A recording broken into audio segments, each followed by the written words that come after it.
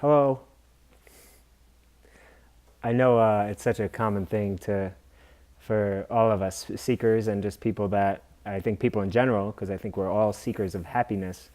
Um, we have this mind, and we're all like, man, my mind is so busy, or it gets in a loop, or all these different patterns. Some might have, certain patterns more than others, but we all have these minds that are so. I remember doing like this meditation workshop, and it said the mind is horse.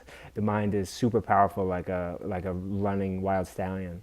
The mind is cunning and crazy, jumping all over the place, like a monkey that was stung by a scorpion, a drunken monkey that was stung by a scorpion. And there was these other, like a flirtatious, seductress or something. There's these different analogies for how to describe the different guises and the different more mutations and kind of the amorphous amoeba-like power of the mind. That in a way is everything. This is all taking place in a way, one could say, in the universal mind. That could be one way to describe what in Sanskrit is called Maya, this web of illusion, this grand creation with all of its trials and tribulations and adventures and mysteries and all that stuff. And the impermanence, how it's always changing. So, so yeah, we have these minds, and there's some. I'll slow my mind down for a second. There's some ways we could be present with our mind in a deeper way. And of course, there's yoga, stretching the body, and there's different movement stuff like that, like Tai Chi and Qigong, dance, like ecstatic dance and movement therapy stuff, and sports of different kinds and hobbies that we like to do. And of course, there's meditation, so sitting in silence or doing a mantra or something like that.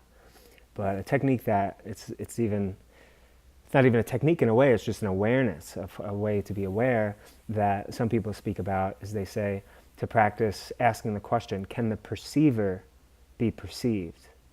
In other words, can that which observes the mind be observed? And it's kind of like a form of self-inquiry, which in another video we spoke about, who am I, the path of Bhagavan, that guy right there. Sorry, Bhagavan, I didn't mean to just pick your nose. Great master.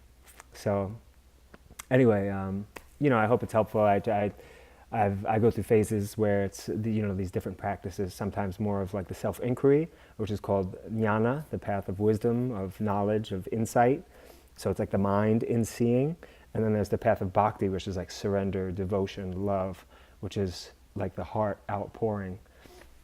As one author says, David Kars is his name actually, and this crazy book called Perfect Brilliant Stillness. Anyway, just a shout out to that.